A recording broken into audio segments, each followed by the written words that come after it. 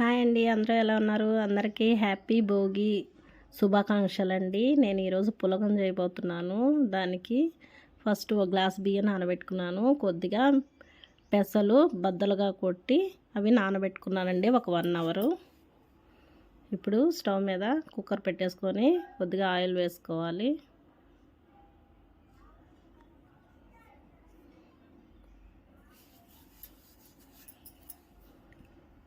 కొద్దిగా ఆయిల్ వేసుకొని అందులో తాలింపు గింజలు వేసుకోవాలండి.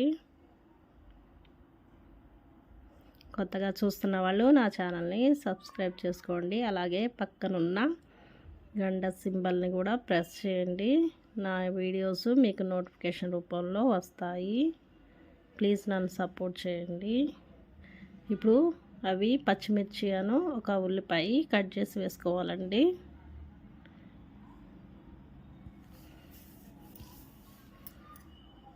ఇవి కొంచెం మెత్తబడేంత వరకు వేయించుకోవాలి.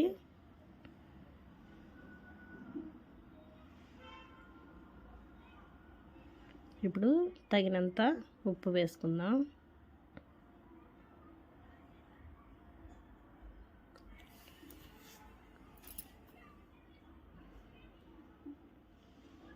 కొంచెం అల్లం వెల్లిపాయ పేస్ట్ వేసుకోవాలండి.